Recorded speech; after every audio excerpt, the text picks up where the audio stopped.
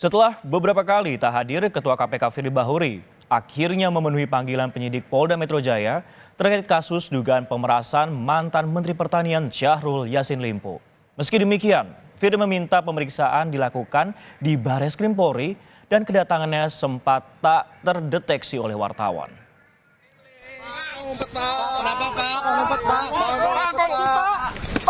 Pak Firly. Pak, kok ngumpet sih, Pak? Seusai diperiksa di Bareskrim Mabes Polri, Ketua KPK Firly Bahuri bungkam dan menutup wajah menggunakan tas saat masuk ke salah satu mobil yang membawanya keluar dari gedung Kamis kemarin.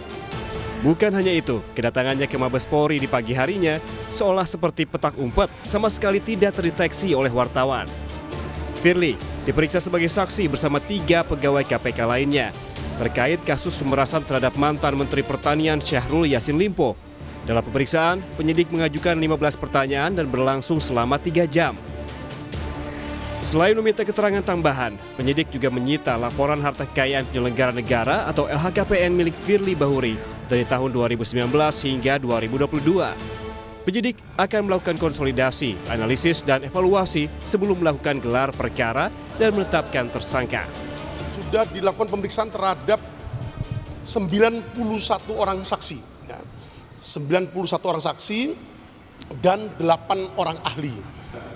Penyidik melakukan penyitaan atas dokumen ataupun surat ikhtisar lengkap LHKPN atas nama saudara FB selaku Ketua KPK RI dalam kurun waktu atau periode 2019, 2020, 2021 hingga 2022.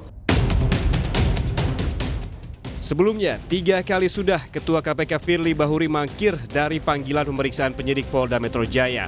Pada panggilan Selasa 14 November lalu, Firly tak hadir dengan alasan sudah ada jadwal klarifikasi dengan Dewan Pengawas KPK. Padahal, Dewas sudah menjelaskan tidak ada panggilan untuk Firly di tanggal 14. Dewas sebenarnya memanggil Firly pada Senin 13 November, tetapi Firly juga tidak hadir dan mengonfirmasi akan hadir di tanggal 14. Polda Metro Jaya pertama kali memanggil Firly Bahuri sebagai saksi dalam kasus dugaan pemeriksaan terhadap ex-mentan Syahrul Yassin Limpo pada 24 Oktober lalu.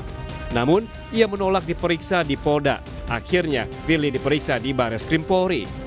Namun, Firly hanya hadir dalam pemeriksaan pertama ini saja. Karena dalam 3 panggilan setelahnya, Firly selalu mangkir dengan beragam alasan. Mulai dari memilih roadshow KPK ke Aceh ketika dipanggil pada 7 Oktober hingga memimpin konversi di KPK Selasa lalu. Firly juga pernah mangkir dari pemeriksaan, tetapi beberapa hari setelahnya justru terlihat tengah bermain bulu tangkis. Hingga kini, total ada 91 saksi dan 8 orang ahli telah diperiksa dalam perkara ini. Saksi yang diperiksa termasuk pelapor Syahrul Yassin Limpo. Sedangkan 8 ahli terdiri dari ahli hukum pidana, pakar mikroekspresi, dan ahli multimedia. Walaupun kasus ini disebut sudah naik ke tahap penyidikan, tetapi polisi belum juga menetapkan tersangka. Tim Liputan Kompas TV. Untuk mengupdate informasinya dengan jurnalis Kompas TV, Rizka Ananda di Polda Metro Jaya untuk mengetahui informasi terkini perkembangan kasus hukum yang menjerat Ketua KPK Firly Bahuri. Rizka, selamat siang. Apa kemudian hasil pemeriksaan Firly oleh penyidik di Bareskrim kemarin?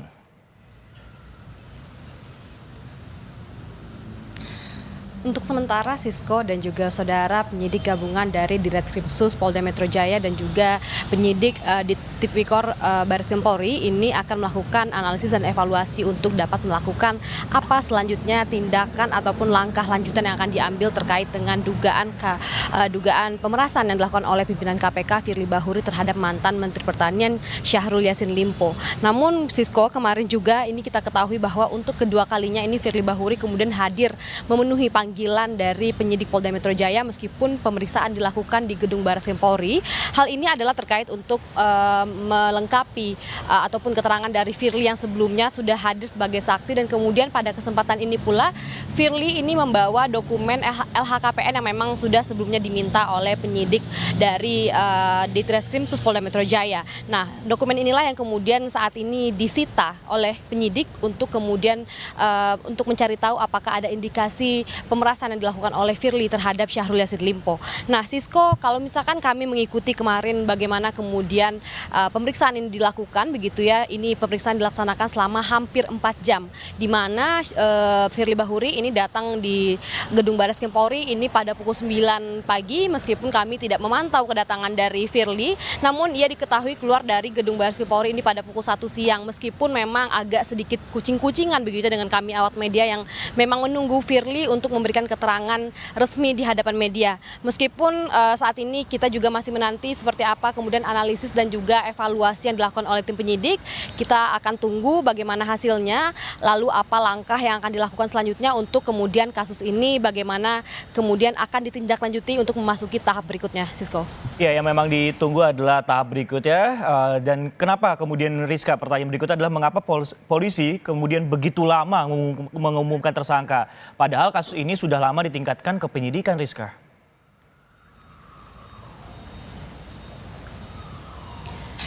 Ya, Sisko, inilah juga yang kami juga sangat ingin tahu awak media yang berada di lapangan begitu ya. Karena kalau misalkan kami melihat, Sisko, ini tampaknya Polda Metro Jaya sangat berhati-hati dalam menindaklanjuti kasus ini karena tampaknya Polda Metro Jaya tidak ingin gegabah begitu ya. Ini hal terkait dengan dugaan pemerasan dilakukan oleh pimpinan KPK Firly Bahuri. Karena memang penyidik ini juga tentu perlu membutuhkan bukti tambahan, bukti yang konkret dan juga valid untuk kemudian memproses kasus ini kemudian ke depannya akan seperti apa.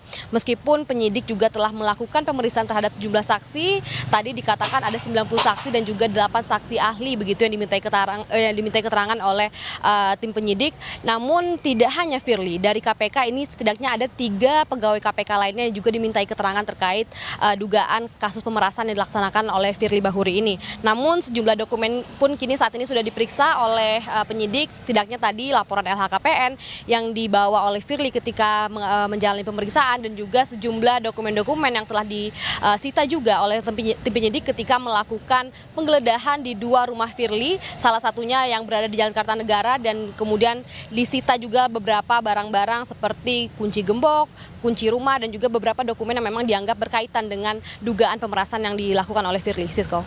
Baik, terima kasih Fedriska Ananda yang melaporkan langsung dari Polda Metro Jaya, dan kita akan nantikan bagaimana kasus ini akan berlanjut seperti itu. Dan